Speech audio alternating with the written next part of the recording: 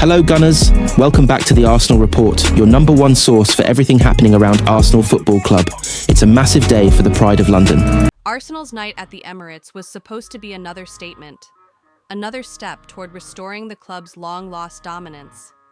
Instead, it became a storm of controversy, missed opportunity, and simmering fury that may linger far beyond the final whistle. The Gunners' dramatic 3-2 defeat to Manchester United was not just their first home loss of the season. It was a match that reignited old wounds about officiating, title pressure, and the fine margins that separate glory from heartbreak. The flashpoint that now dominates every conversation among Arsenal supporters arrived in the 73rd minute, a moment frozen in time and replayed endlessly across social media. As Arsenal pushed relentlessly for a winner, Marino's powerful effort inside the penalty area smashed into the outstretched arm of Harry Maguire. The ball ricocheted awkwardly off the turf, the crowd erupted, and Arsenal players wheeled toward the referee in disbelief. Yet astonishingly, neither the on-field official nor VAR intervened. No penalty, no review, just play on. Within seconds, the Emirates transformed from hope to outrage. Fans screamed injustice, players gestured furiously, and the Arsenal bench was left stunned. Online, the reaction was instant and explosive. Clear handball, clear penalty. How is this ignored? Read one viral post from Arsenal media channels, summing up the collective disbelief. And while the laws of the game would later offer a cold, technical explanation that Maguire's arm was deemed a supporting arm as he fell, the rulebook did nothing to soothe the emotional damage. Arsenal fans were left haunted by the same question: what if? That single decision overshadowed what had been a breathtaking contest full of momentum swings and narrative twists. Arsenal struck first on the half-hour mark when Lisandro Martinez inadvertently turned the ball into his own net, the Emirates rocking with belief. But belief quickly turned fragile. 7 minutes later, a costly midfield error from Martin Zubimendi allowed Brian Mbeumo to pounce and level the score, silencing the crowd and reigniting United's confidence. After the break, United smelled blood. Patrick Dorgu produced a moment of pure brilliance, unleashing a stunning strike that may well be remembered as a goal of the season contender. Arsenal staggered, but they refused to fall. With 6 minutes remaining, Mikel Merino, operating in a makeshift attacking role, powered home an equalizer that sent the stadium into delirium. A comeback was brewing.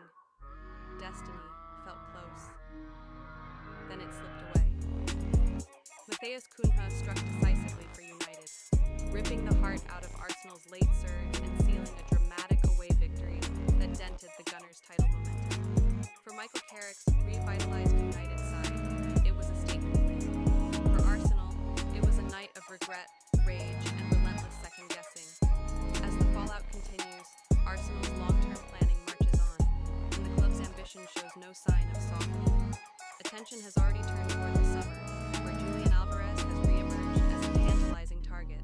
Arsenal's admiration for the Atletico Madrid forward is no secret, and with new sporting director Andrea Berta, a man deeply connected to Atletico's inner workings, now in place, belief is growing that a deal, while complex, may be possible.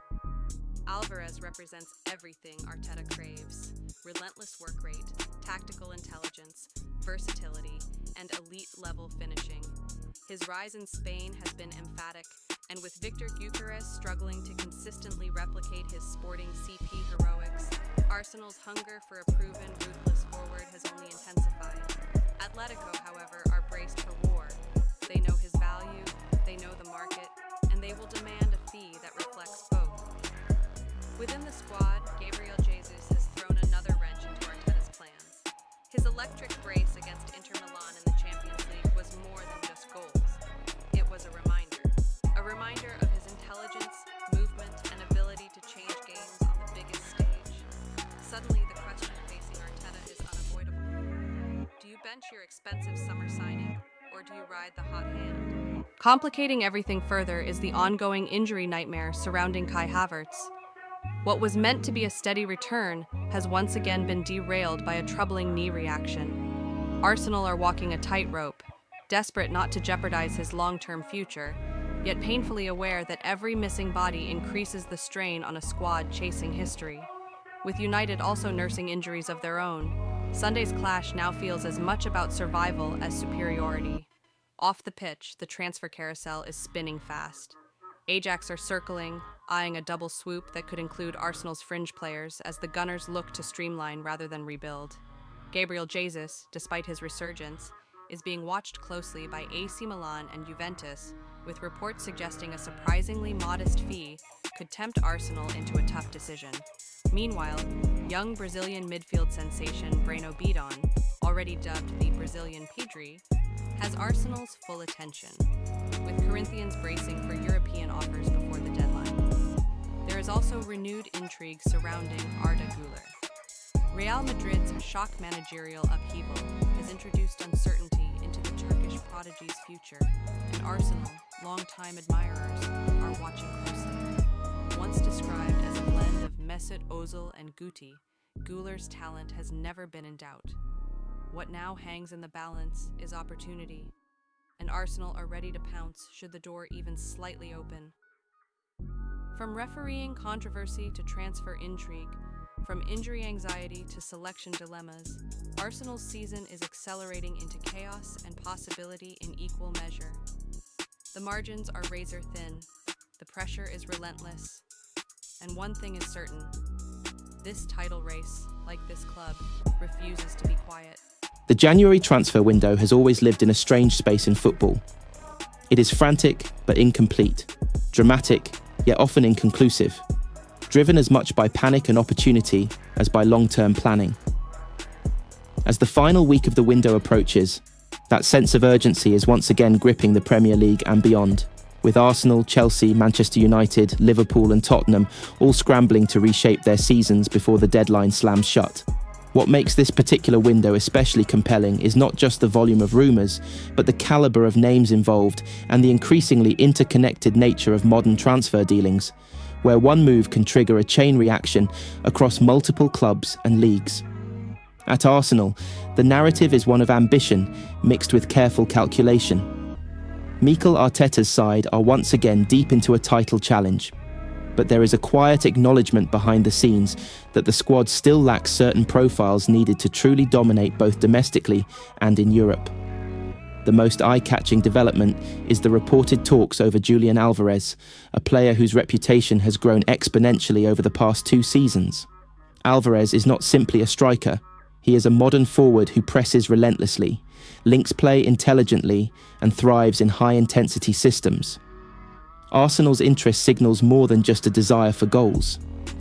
It reflects Arteta's vision of a fluid, aggressive attacking unit capable of adapting to different game states, something that has occasionally eluded the Gunners in tight matches.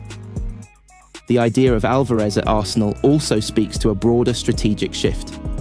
Rather than gambling on raw potential alone, the club are increasingly targeting players who have already proven themselves at the highest level but are still young enough to be moulded further. Alongside that headline pursuit, Arsenal's scouting network continues to cast its net far and wide, with close tabs being kept on highly rated youngsters such as Iago Machado and Vasilije Kostov. These are not names that dominate social media timelines yet, but within recruitment circles they are viewed as high-ceiling prospects, emblematic of Arsenal's desire to remain ahead of the curve rather than chasing it. At the same time, Arsenal have shown they are willing to make tough decisions regarding their own talent. The loan move of Ethan Nwaneri to Marseille is a prime example. Nwaneri's story has always been extraordinary.